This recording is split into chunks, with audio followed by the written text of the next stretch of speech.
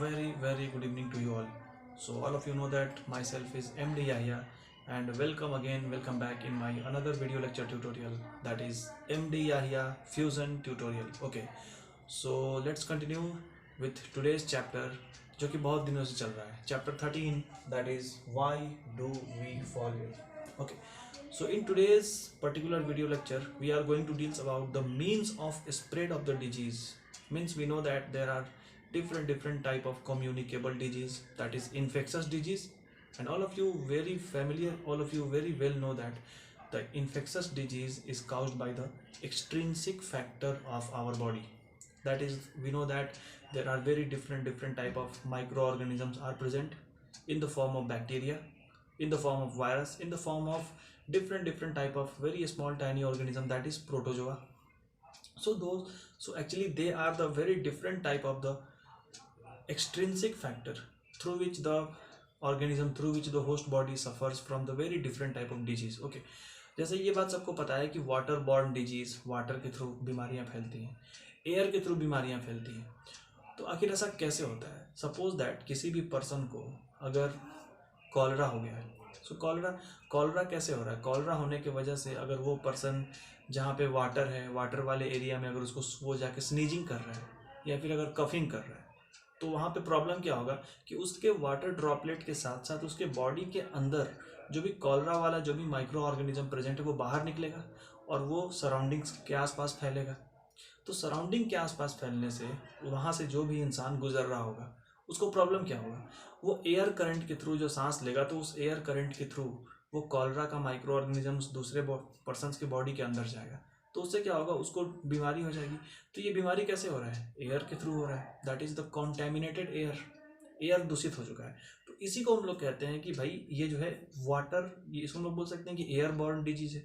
Water borne disease भी होता है अगर वाटर कॉन्टेमिनेटेड हो जाए तो. जैसे कि जो एक्सक्रीटा वगैरह होता है किसी भी डिजीज पर्सन का, excreta in the form of urine, in the form of faeces, जिसको हम लोग कॉमन बोलचाल की लैंग्वेज में स्टूल्स बोलते हैं, तो उसके थ्रू भी अगर कोई पर्सन मान लो कॉलरा है तो उसके थ्रू वो अपना एक्सक्रीटा को डिस्चार्ज कर रहा है. वो एक्सक्रीटा क्या होगा? वाटर में जा रहा है और वो वाटर कॉन्टेमिनेटेड हो रहा है, तो वहाँ आसपास उसके माइक्रो ऑर्गेनिज्म प्रेजेंट रहते हैं. तो वो माइक्रो ऑर्गेनिज्म क्या होगा कि वहाँ से बीमारी फैलता है. एज वेल एज और भी अलग अलग तरह के फैक्टर हैं, वेक्टर्स वगैरह होते हैं, जैसे कि मॉस्क्यूटो. ये मॉस्क्यूटो क्या करेगा? यहाँ से भी डिजीज फैलता है. ये मॉस्क्यूटो अगर किसी भी गार्बेज पे जाकर बैठता है तो यहाँ पर इजीली देख सकते हो कि मॉस्क्यूटो के पैर में देखो काफ़ी छोटा हेयर्स होता है. Very tiny hairs are present. और इसी टाइनी हेयर्स की वजह से क्या होता है कि छोटे छोटे जो भी माइक्रो ऑर्गेनिज्म गार्बेज पे हैं या फिर गंदी जगह पे प्रेजेंट हैं, वहाँ ये इसके पैर में चिपक जाते हैं और यही फिर उड़ करके जाके घरों के खाने पे बैठता है. अगर कोई भी फूड अगर अनकवर बिना ढके हुए रखा गया है तो क्या होगा? खाने पे जाके ये फ्लाई हो या फिर मॉस्क्यूटो हो या क्या होगा, वहाँ पे जाके बैठेगा. तो ये क्या हो रहा है कि उस गंदे जगह पर से जहाँ पहले से एक्सक्रीटा है, पहले से जो भी माइक्रो ऑर्गेनिज्म है, उसको वहाँ से कैरी करके लेके आ रहा है. सो एक्चुअली मॉस्क्यूटो और fly are the very common carrier, काफ़ी ये कॉमन कैरियर है. तो हम लोग बोल सकते हैं कि actually this is the organism which is also the vector for the disease. तो ये भी डिजीज का एक वेक्टर है, इसके वजह से भी बीमारियां फैल रही हैं. तो ये सारी चीज़ें हम लोग इस वीडियो में बात करेंगे. Okay, so let's talk. इसमें हम लोग क्या देख रहे हैं कि भाई मीन्स ऑफ स्प्रेड, बीमारी फैलने का बहुत सारा तरीका है. अलग अलग तरह से बीमारियां फैलती हैं, जैसे कि एयरबॉर्न डिजीज है. भाई एयरबॉर्न डिजीज में क्या होगा? एयरबॉर्न डिजीज अलग अलग तरह के होते हैं. जैसे कि अगर एयरबॉर्न डिजीज की बात करें, कॉमन कोल्ड एक तरह का एयरबॉर्न डिजीज है. जैसे जिसको भी कॉमन कोल्ड है वो अगर स्नीजिंग करेगा तो क्या होगा? उसके बॉडी के अंदर से वो वायरस बाहर निकलेगा जिसकी वजह से कॉमन कोल्ड हुआ है, and the air gets contaminated. अगर एयर कॉन्टेमिनेटेड होगा तो प्रॉब्लम क्या होगा? वहाँ पर जो भी ऑर्गेनिज्म उसके आसपास से गुजरेगा वो भी बीमार पड़ सकता है. तो एयरबॉर्न डिजीज में हम लोग कॉमन कोल्ड को बोल सकते हैं. ओके, ठीक है. और एयरबॉर्न डिजीज में और भी चीज़ें हैं, न्यूमोनिया और भी डिजीज है, जैसे कि ट्यूबरक्यूलोसिस. तो ये 3 तरह के काफ़ी कॉमन डिजीज हैं which is fall under the airborne disease. मतलब कि हमको एयर करंट के थ्रू ये बीमारियां हो सकती हैं. ठीक है, अंडरस्टूड. अगर वाटर बॉर्न डिजीज की बात करें तो वाटर बॉर्न डिजीज काफ़ी सिंपल है. बोल सकते हैं कि cholera are the water borne disease. मैंने अभी क्या बताया, कॉलरा कैसे होता है, जो भी डिजीज पर्सन होगा, डिजीज पर्सन क्या होगा, डिस्चार्ज एक्सक्रीटा। एक्सक्रीटा किसको बोलते हैं, एक्सक्रीटा इज यूरिन और फीसेस। तो ये जो एक्सक्रीटा जो उसके बॉडी से बाहर निकल रहा है, इस एक्सक्रीटा से ही तो प्रॉब्लम होगा ना। इसी एक्सक्रीटा के वजह से क्या होगा कि ये कॉलरा धीरे धीरे क्या होगा, स्प्रेड करना शुरू होगा। तो इसके लिए कहा जाता है कि please maintain the public hygiene, public के हाइजीन को मेंटेन कीजिए, टॉयलेट्स का यूज कीजिए। After toilets the person must have to use some different different type of soaps for cleaning their hands, हाथ को क्लीन करने के लिए। ठीक है, तो इन सारी चीज़ों से हम लोग क्या कर सकते हैं कि कॉलरा होने से बच सकते हैं, कॉलरा होने से बचा सकते हैं, क्योंकि कॉलरा काफ़ी तेज़ी से फैलता है। ठीक है, तो ये वाटर बॉर्न डिजीज था। अब सेक्सुअली ट्रांसमिटेड डिजीज क्या होता है, the disease which is transferred during the time of the sexual intercourse with the infected person. जैसे कि मान लो दो पार्टनर के बीच में सेक्सुअल इंटरकोर्स हो रहा है, उनमें से दो में से किसी एक को सेक्सुअल ट्रांसमिट होने वाला डिजीज है जो सेक्स के माध्यम से एक दूसरे के बॉडी में जा सकता है। तो जो दोनों पार्टनर में से जो इन्फेक्टेड पार्टनर है, इन्फेक्टेड से हेल्दी वाले के बॉडी में वो डिजीज क्या हो सकता है, ट्रांसफर हो सकता है।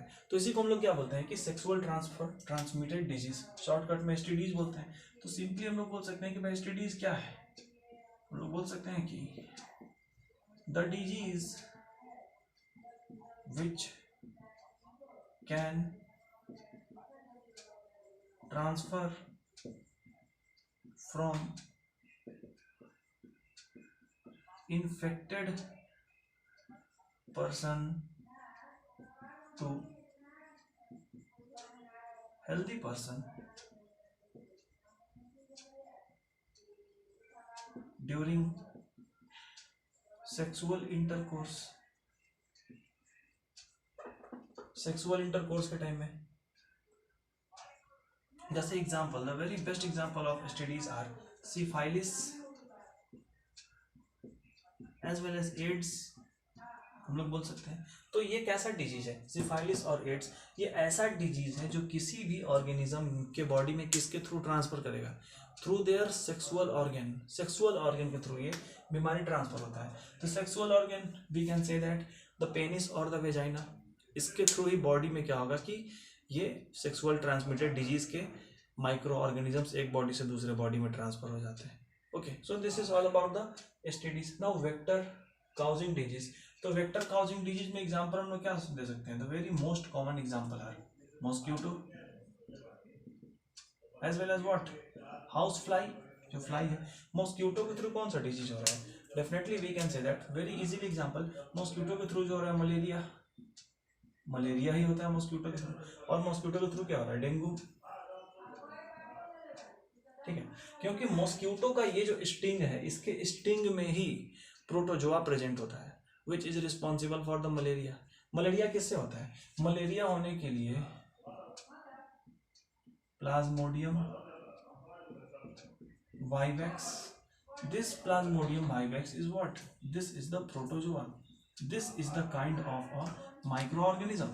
ये प्रोटोजोआ क्या होता है कि जो भी फीमेल मॉस्किटो होती है, दैट इज फीमेल एनोफेलिस, फीमेल एनोफेलिस के स्टिंग में प्रेजेंट होता है। होता क्या है कि जब ये फीमेल एनोफेलिस जब ये प्रेग्नेंट होती है, so during the time of the pregnancy she needs very much amount of the nutrient foods, इसको न्यूट्रिएंट फूड चाहिए होता है। और न्यूट्रिएंट फूड के चक्कर में जो फीमेल एनोफेलिस होती है वो करती क्या है कि ह्यूमन बींग के बॉडी में से ब्लड को सक कर लेती है। Why, because blood, inside the blood the very major type of the nutrients are present.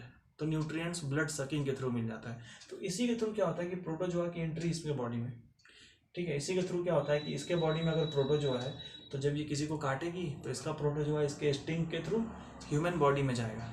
And now the host body start suffering from the malarial disease, malarial disease से host body क्या होगा, परेशान हो जाएगा, सफ़र करेगा।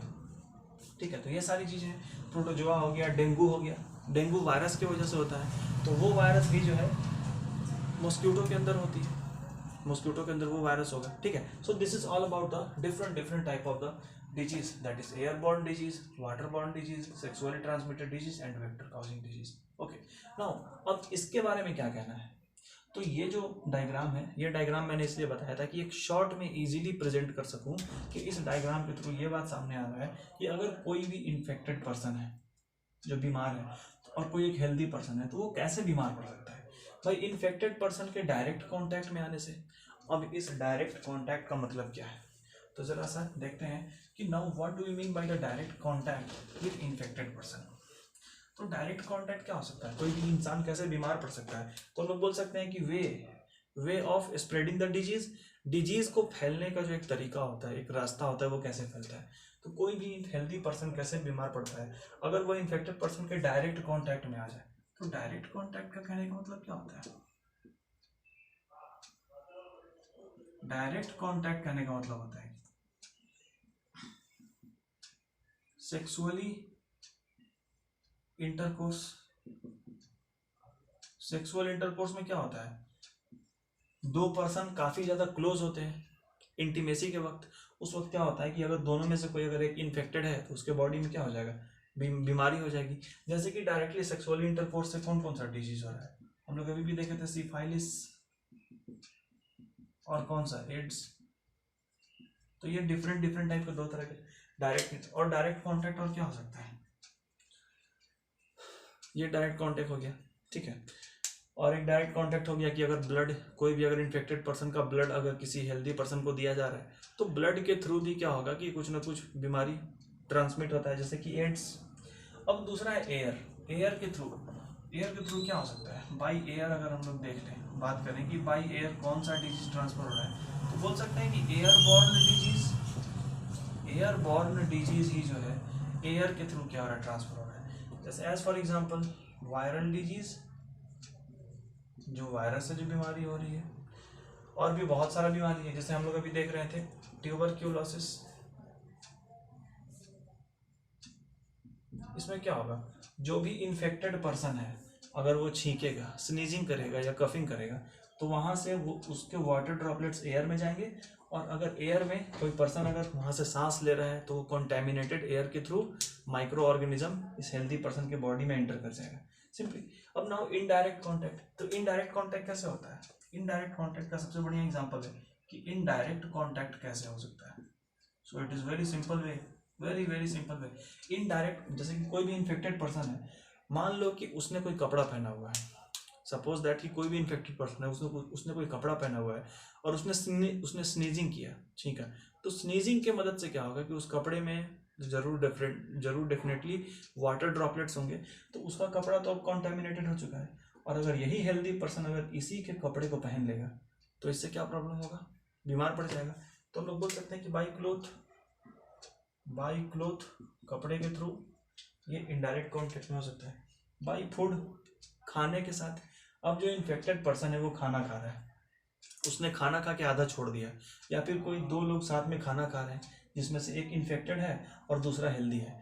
तो इन्फेक्टेड पर्सन जो खाना खा रहा है तो डेफिनेटली उसके माउथ का सेलाइवा उसके खाने में लग जाएगा, और जब खाने में लग गया तो सेलाइवा के थ्रू क्या हो रहा है, हेल्दी पर्सन भी उसके साथ ही उसी एक ही प्लेट में दोनों खा रहे हैं, तो सेलाइवा के थ्रू क्या होगा, हेल्दी पर्सन भी बीमार पड़ जाएगा। ना व्हाट अबाउट मॉस्किटो और इंसेक्ट। अब कोई अगर इन्फेक्टेड पर्सन है भाई, इन्फेक्टेड पर्सन से वो डिजीज मॉस्किटो में आया, जैसे कि सबसे बढ़िया एग्जांपल मलेरिया में दो तरह के, बोल सकते हैं हम लोग कि दो तरह के, मलेरिया अपना लाइफ साइकिल कंप्लीट करने के लिए दो तरह के होस्ट का यूज करता है, ठीक है। जैसे प्रोटोजोआ इस मॉस्किटो के स्टिंग में होता है, लेकिन ये मॉस्किटो अगर किसी भी हेल्दी पर्सन को काटेगी, मतलब कि काटेगी अगर फीमेल एनोफिलिस, तो उस पर्सन को डेफिनेटली मलेरिया हो जाएगा। लेकिन वो मलेरिया का लाइफ साइकिल उसके बॉडी में डेवलप हो रहा होता है, और जब कंप्लीटली डेवलप हो जाता है तो कोई फीमेल मॉस्किटो अगर वो नॉन इन्फेक्टेड है, उसको कोई भी मलेरिया नहीं है, उसके स्टिंग में कोई भी प्रोटोजोआ नहीं है अगर, तो क्या होगा कि इन्फेक्टेड पर्सन के बॉडी से उस मॉस्किटो के बॉडी में चला जाएगा प्रोटोजोआ, यानी कि प्लाज्मोडियम वाइवेक्स। और अगर फिर वो मॉस्किटो किसी अगर हेल्दी पर्सन को काटती है तो क्या होगा कि हेल्दी पर्सन भी बीमार पड़ जाएगा। जैसे तुमने सुना तो होगा एलिफेंटियासिस क्या होता है, एलिफेंटियासिस भी मॉस्किटो के काटने से होता है। एक्चुअली मॉस्किटो के काटने से नहीं होता है, वो मॉस्किटो के स्टिंग के अंदर ही माइक्रो ऑर्गेनिज्म प्रेजेंट होते हैं, ठीक है। तो मॉस्किटो के थ्रू भी बीमारी फैल रहा है। So this is all about the different type of way through which disease can be transmitted from the infected person to healthy person. ठीक है, और यहाँ पर अलग अलग तरह के डिजीज के बारे में दिया गया है। ठीक है, तो इस चैप्टर में हम लोगों ने यही देखा है इस क्लास में। अब अगले क्लास में जब दूसरा और भी लेक्चर अपलोड करूंगा उस वक्त हम लोग इसके बारे में देखेंगे, और 2 वीडियो जिसके बनेंगे उसके बाद ये चैप्टर खत्म, उसके बाद हम लोग आगे फोकस करेंगे। ओके, तो पढ़ते रहिए। This much for the day, thank you.